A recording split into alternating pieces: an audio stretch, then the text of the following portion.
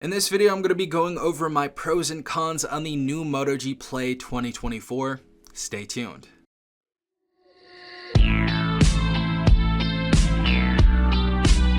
Before I start this video, I'd like to give a huge shout out to Tudia for sponsoring today's video. Tudia just released their new merge grip case for the Moto G Play 2024, and it has a lot to offer for its price tag. It has a raised edge around the camera and screen, protecting the most important parts of the phone without feeling big and bulky, a grippy layer around the sides and back to ensure comfort and protection, and of course a military dual layer for drop protection up to 4 feet. And probably my favorite thing about these cases is if you get more than one case, you can change out the hard back panel on the back, something I really like doing with these. But this case comes in 4 different colors. Of course, we have black, we have indigo blue, we have pine green, and we have smoky pink. So we have a lot to choose from as far as colors go. And of course, Tudia has been a long-time favorite in value for money cases, and this one definitely doesn't disappoint.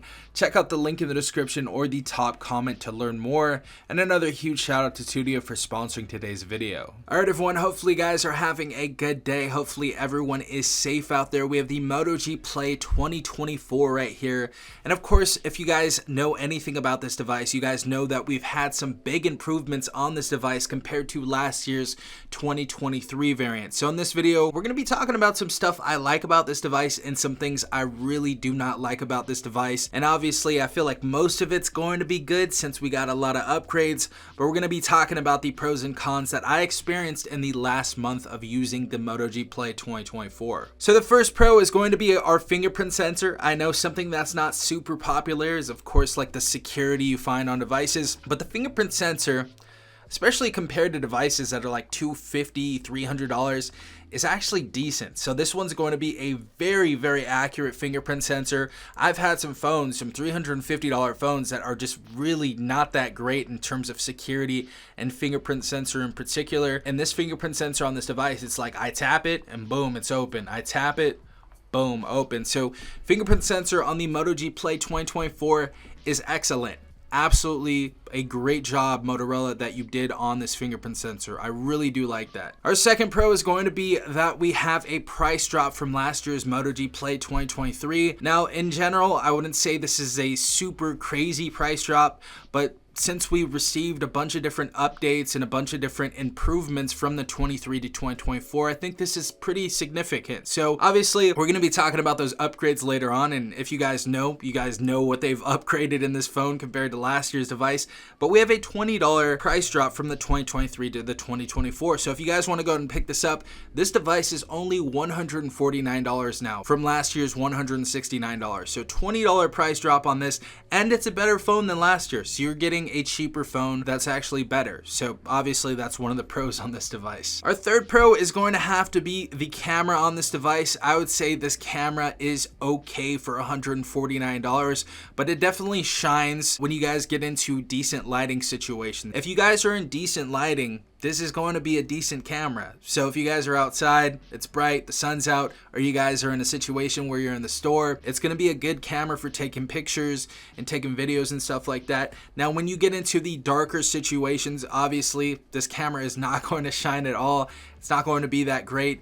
But still, for $149, you're getting a decent camera on here, and even better when you're in optimal lighting situations. Alright guys, so our fourth pro is that we have some super loud Dolby Atmos speakers, and as you guys know, last year we only had one speaker on this phone. Surprisingly, on this $149 phone, we have dual speakers. So we have dual speakers. We have a speaker in the headset right here that's going to be utilized, and we have a speaker that's going to be utilized at the bottom of the phone as well.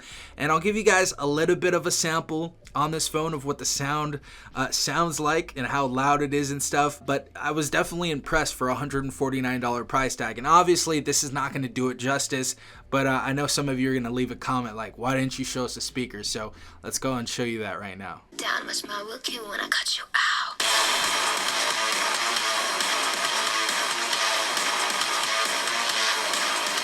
It's karma.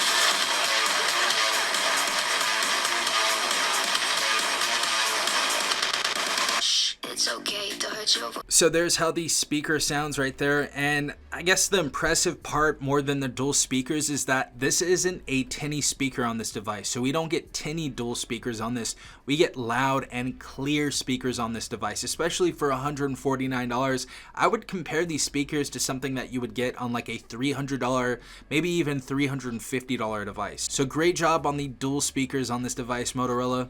You guys did a good job. All right, guys, our fifth and final pro about this device, and this is kind of going to be a long pro, but it's going to be the improvements we've received in the Moto G Play 2024 compared to last year's more expensive Moto G Play 2023.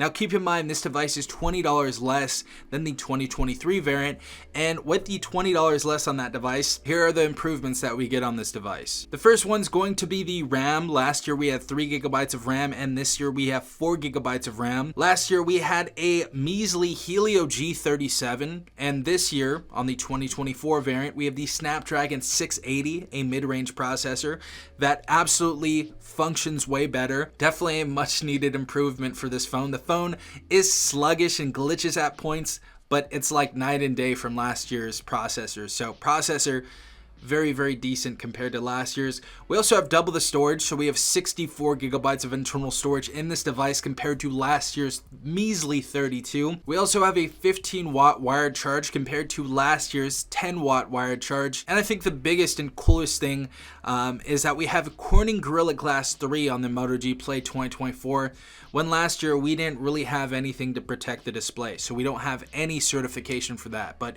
great that they put that Corning Gorilla Glass on this phone. And I guess adding an extra pro right here for you guys, this device is definitely going to be a rugged phone. It's not going to be anything that's crazy. It's not going to be one of those Samsung Active devices, but since we do have that Corning Gorilla Glass 3 on this display, you guys are going to have a much more protected display. And of course, the phone is pretty much all made out of plastic on the sides and the back, so it's definitely going to be pretty robust. It's not going to be anything that's going to shatter into a million pieces like an iPhone when you drop it. So our last pro, I guess, technically is going to be that this is a decently rugged phone. And now getting into the dreaded cons of the Moto G Play 2024. The first con is going to be that this has a 90 Hz refresh rate, which isn't bad, but it feels a little bit sluggish. It doesn't feel like a 90 Hz refresh rate, at least to me. It doesn't really feel like a 90 Hz refresh rate. If you guys have the Moto G Play 2024, of course, let the people know in the comments down below. Let me know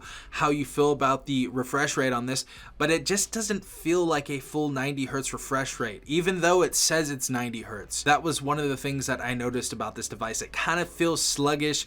You can see the animations going by like it's in slow motion or something like that.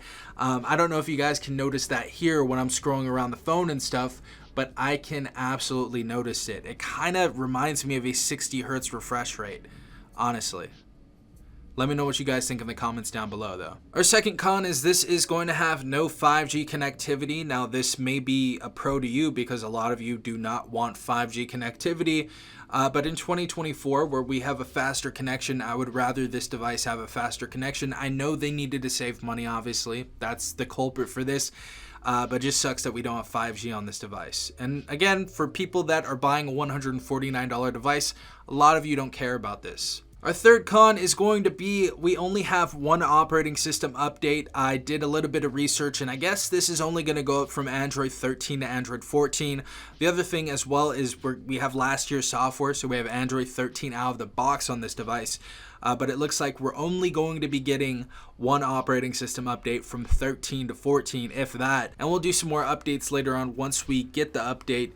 But yeah, that kind of sucks. So this phone is not going to be supported for years to come. And I'd have to say my fourth con about this device is that there are so many different options. And I think the biggest option in general to pick over the Moto G Play 2024 is obviously going to be the Galaxy A15 5G. I mean, the specifications on this device for an extra $50 more is kind of like night and day. It's a very decent upgrade compared to this phone. Of course, We have 128 gigabytes of internal storage instead of 64. Of course, we can expand our memory. We have Android 14 on this device out of the box, and we're going to be supported for operating system updates for 4 years. And of course, we're going to have system updates for up to 5 years. So we're going to have those security patches for 5 years as well. We have a Super AMOLED display on the Galaxy A15. We have a 90 hertz refresh rate that I feel looks much more better and much smoother. And I feel like the colors and brightness and all of that type of stuff look much better on this phone. Obviously, we don't have any dark angles on this as well like we have on the Moto G Play 2024. It kind of fades when you turn it a little bit. And the processor is going to be a little bit better. We're going to have, of course, a better video camera and a better camera in general on this phone as well. And of course, we have the 800 nits brightness on that device as well. And we have a bunch of other stuff like a 25 watt wired charge compared to a 15. And I'd say overall, this is just going to be a much better phone. And it's only $50 more. So if you guys are thinking about getting the Moto G Play 2024 and you only have $149, I can recommend this. You know, there are some other devices that I'm sure a lot of other people can recommend in the comment section down below. And again, be a community, guys. Help each other out in the comments. Give us some recommendations that you find on Amazon, eBay, Swap, all that type of stuff. I don't know currently up to date right now what's the best thing for $150, but I do know that if you guys are looking for a phone in this range, I would pay an extra $50 and just get the Galaxy A15 just because you have some better specifications, and of course you're going to have software support for years to come. But those are my pros and cons on the Moto G Play 2024. If you guys were thinking about picking up this phone, hopefully it helped you in your buying decision. But yeah, hopefully you guys have a great rest of your day. If you enjoyed this video, drop a like. If you guys want to subscribe. And if you want to stay tuned for more videos just like this, hit the notification bell to be notified every time I upload a new video. Again, this has been Stefan from TechRight. Hopefully you guys have a beautiful day. Peace out, Tech Gang.